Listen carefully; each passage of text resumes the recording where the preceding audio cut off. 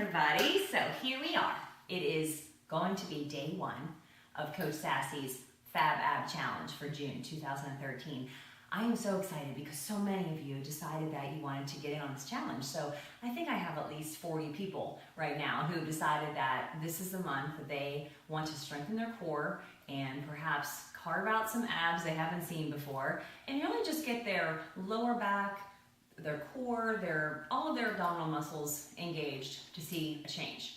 So let's talk about today in this video about some of the exercises that you're going to see on your calendar that I'm going to be finishing for you right after this video tonight because it is Thursday and I want you to have it for tomorrow so that you can start to plan, when am I going to do this and what does this calendar look like? So let me tell you a little bit about how I've set this calendar up when you see it. So obviously we have about 30 days in this month and I'm going to give you a day off each week for rest. I think that's important. So what we're going to do is a series of 4 different circuits. Each week you're going to have 6 workouts with 1 day off. We're going to have 3 days on, a day off, 3 days to finish that particular circuit. So you'll see the day off rotates each week. And I want to make sure that we have a day of rest because all of our body parts need to rest at some point. And this is going to be a lot if you haven't done ab training before. But this is what I want to do with this. This is why I'm excited about it. What we're going to do is target an upper abdominal exercise, a lower abdominal exercise. We're going to work on more of a rotation exercise for your obliques to trim your waistline. And we're also going to work on the holding of a very strong plank. All right, those are our 4 basic exercises we'll cover in each circuit. I'm going to change them each week. They're going to get progressively harder too because we'll start developing stamina. And let me tell you how we're going to do that. Each day, you're going to have a certain number of reps that you need to complete for this whole set of exercises. So each exercise, you will do that same number of reps. It's going to start out something like this. On the first day, you'll do 20 reps of those 3 exercises and your plank holds. That'd be like 2 sets of 10. The next day we'll bump it up to 22. Then we'll bump it up to 2 sets of essentially 12, which would be 25. Then you'll have a day off. Then we'll go to, I think, 28, 30, and we're going to finish out the week each time with a set of 35, which would essentially be 3 sets of 12. And that's kind of a good range of reps when we're looking at completing sets in any weight training scenario. So that's how it'll go. 3 days on, a rest, 3 days off. 20, 22, 25, rest, and then 28, 30, and 35. So what I'm hoping is you're going to stick a song on the radio and you're going to let that play for 1 or 2 songs and that should be enough to get your ab work done. Now you have 4 exercises to do each day and then for you overachievers out there, I do have a bonus exercise and I'm going to show you those at the conclusion of the circuit I'm going to show you today for week 1. And you can add these in for as many reps as you want to do. I might give you a ballpark figure because they're kind of fun and challenging in a different way. And I'd like you to try to work up to that. So let's talk about some of the form and technique for the exercises you're going to do in circuit 1. And then I think I'll make you a video each week so you're not overwhelmed with what exercises go with which week. Does that sound good? All right, so I'm going to put on some music for us just so we have something to listen to. That's how I teach. That's how I roll. We'll add a little Michael Jackson. I don't know if you can hear it, but that's enough for me. So our first exercise is going to be a standard crunch. Now I do have a 10-pound weight sitting right here, so if we're thinking about adding a little resistance to it, you certainly can, but you don't have to. So our standard crunch, what does it look like? Laying on our back. I want you to think about lightly imprinting your spine on the floor so you're not pushing your back into the floor where you're tucking your pelvis. That's causing too much of a rounding that direction, and I certainly don't want this arching right here, putting stress on the lower back. So I want you just to tuck the pelvis in slightly so you feel like your spine is neutral. Feet will be hip width apart, hands come behind the head. A standard crunch, very simple. Pretend there's an apple or orange right under your chin right there.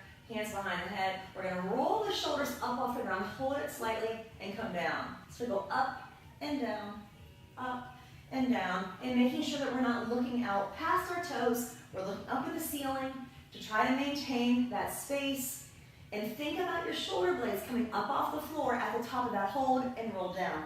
Now again, very easy, but if you want a little bit of a challenge, you can keep a weight here, go up and hold till you can feel that, crunch up and hold, or I like something more like this where I'm actually pushing the weight up to the ceiling and feeling my shoulder blades come up off the floor so I can feel that engagement in the lower abs.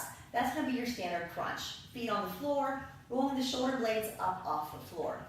That's our upper abdominal exercise. Now let's talk about the lower abdominal exercise. I have heard a lot about pouches and C-section sags and all kinds of things. And I call it affectionately my birth debris because that's where I stretched out when I had my own baby. So I'm always working on my lower abs. And as hard as I try, you know, they're tight, they're strong, but I even still have a little bit of some loose skin down there that I'm always trying to hide. It's my big little personal secret.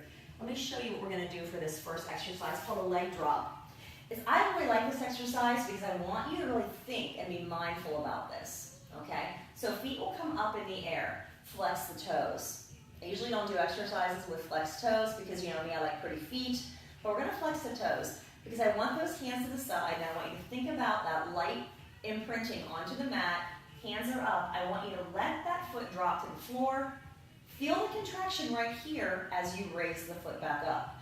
Other side will go down. Feel that contraction at the bottom and up. So it's not a scissor. It's not going to be a Pilates scissor type of motion, but I want you to feel a leg drop and up, a leg drop and up. So if we're counting this for reps, it would be 1, 2, 3, and 4, because if I made you do 1 and 1, 2 and 2, it would take a really long time to get to 35 and you'd start hating me.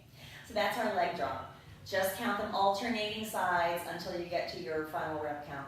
Lower abdominal. And I really want you to feel the tightening there. I want you to think about the lower abs staying flat and pull down into the mat. Lower abs. Now, what are we going to do for obliques? We're going to start off with one of the most effective oblique exercises that we know is out there. It targets the entire abdominal sheath, and it's a simple bicycle. But people do bicycle all kind of different ways, and I want to make sure that you know the right form for a bicycle. So if we have the knees up into the air, when we cross the body, think about taking the elbow towards the outside of the knee. But it's not reaching with the elbow. I want you to think reaching with the shoulder so we get the crunch. Because if I can stay here and I can reach with my shoulder, but nothing has happened here until I think about lifting the shoulder off the ground. So when I cross back, you're going to see my shoulder blade's up off the ground. My elbow is reaching across the outside of my knee. So think about that as a resting point when we're going out. You can point the toes or you can flex. I always find that a flexed foot can offer me more resistance, but you don't have to do that. I want you to think about lifting the shoulder up, reaching for the outside of that knee, and keeping the lower abs and the upper abs engaged all at the same time. Bicycle crunch. Again, 1, 2, 3, 4, and so on. Okay, last exercise. This is the one I got to talk to you about. Planks are so effective, but they're only effective if you do them right. So let's talk about what I see at my studio all the time. Things that make me go, despite all the things that I'm yelling out over the microphone. Let's talk about some modifications first. When we come into a plank, if you've never done planks before, we're going to start up on our hands and we're going to progressively lower as the month goes on as we get stronger. But we're going to start off with our plank, hands underneath our shoulders. Not out here, they're underneath, and I want the weight coming over your hands. Shoulders lined up with the hands. Now, if you have not done planks before, I want you to think about keeping your knees on the ground. And what I want you to focus on is keeping yourself in one line from the top of your head all the way down to your knees. Meaning, pull the abs up nice and tight. And I want you to engage all across, I want you to feel that engagement across the front of your abs. And you're going to feel a little bit in your lower back. What I don't want to see is this. And I certainly don't want to see this. This is not a plank. This is me and table. Okay? So think about lining yourself up, over, rolling off the kneecaps, up off the hands. Now, to make that more difficult, we're going to walk the feet underneath us, bring the feet together to make it harder, all right? And we're still going to keep our shoulders up over our hands. Pull the abs up tight and think about your body, one straight line, top of the head to the back of the heels. This is our basic plank. We're going to start holding this, just an isometric hold, for a certain number of counts throughout this month, all right? That's our first plank, but I want you to nail that plank correctly. So if you start off your planks on your knees, by the end of the week, I do want you to try to start to hold the plank on your toes. When you can't do it anymore without sacrificing form, we just drop to our knees and go back to the proper hold. That's our plank. So there you have it, your 4 square exercises. Standard crunch, or you can add a weight if you're comfortable with abdominal exercises. Leg drops, nice and slow, bicycle crunch, and then our first standard plank, either on your knees or up on your toes. And you're going to have to get a little stopwatch or use your phone to time these seconds when you're ever doing the planks. Now, some of you might want to know about the bonus exercise. And I think these are kind of fun, and they're different, and that's why I wanted to show them to you. Not everybody has a big old stability ball sitting around in their house or in their apartment or at your disposal. So I want to show you something you can do with hand towels. Now, obviously, you're going to need a hard surface to do it with a hand towel. If you're on carpet, you may want to try a very sturdy plate that would slide if you were to stand on it on the carpet. So let me show, I'm going to move my mats forward. I'm going to show you what we're going to do with my towels. A different way to activate your core, all right? This is only if you want to attempt the bonus exercises. This first one is going to be called a core tuck or core pike. Get one towel, and I want you to fold it in half and then fold it again, all right? Now, what you're going to do is you're going to walk into a standard plank, and you're going to put your feet on the towel, all right? So we're going to start with our body in plank, feet on the towel. We reestablish that nice strong plank, pulling the abs up tight. Now, here's your option. If you're new, what you can do is a tuck. You pull the knees in on the hand towel, feel that crunch, push them straight back out, reestablish your plank. So tuck in, push out. Tuck in, push out. What's important to me here is that your form stays correct. Now, if you think you want a challenge, try a pike. Pull up tight as far as you can and push back out. Pull up tight, bounce up on the hands, squeeze, and push back out. Now, of course, if you're dancing and grooving to this, you can pull it in and out, pike up and down. That's up to you. And that pace is certainly up to you too. That's your core pike. Give that a try. That's a little bit tricky. The next one's kind of fun because it takes 2 towels. So now I'm going to fold my towel up like a little square, or this is where you might need 2 plates. And you're going to put 1 towel under each foot. Let's go back into that plank. Now I'm balanced on my 2 towels. And guess what I'm going to do? Mountain climbers. I'm going to call them mountain sliders. How about that? Because we're going to slide across the floor. Almost like we're doing those running mountain climbers that we see and many of you hate because they're hard. But they really do work when you think about engaging the abs and running this out. This would be 1, 2, 3, 4, 5, and 6, 7, 8. Now, how many counts do you want to do those? That's up to you. At this point in the exercise, you should start to feel kind of fatigued and want to be done with this. So if you want to try for 5 of the core pikes to start, try for 5. Make them 5 good ones. And if you want to do the mountain sliders, if you think 20 is a good range to start with 20. Oh, you can see I'm out of breath just from talking and doing that because it really activates my entire core, right? My back muscles are working, my abdominal muscles are working, everything is working, okay? So I'm hoping that this circuit every day should take you the length of about 2 songs, okay? That's what I'm hoping to do. That's only part of this challenge. The other part of it happens with you. I'm not in your kitchen every day. I can't be. I'd like to be. That'd be a really fun job compared to what I'm doing right now with school finance. But that being said, abs are definitely made in the kitchen. 80% of your results in any workout program that you do are going to be attributed to the food that you eat. So this month is your month to tighten up your diet. It's hard because then there's picnics, there's alcohol, there's beer, there's ice cream, there's all kinds of things that are, especially the summer, that can really wreak havoc on the side of your abs. And I know for myself, I can see it in a day or 2 when I've overindulged.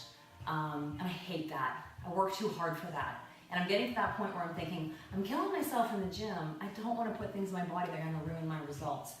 So that's why this challenge is so important to me, is that it is swimsuit season. I know you guys all want to rock your bikinis and feel great in that. So let's talk about this month some of the superfoods that you can eat to really help you to feel like your abs are flat, not puffy, not bloated, ways to not to add bloat or gas to your system, and it's something as simple as chewing gum.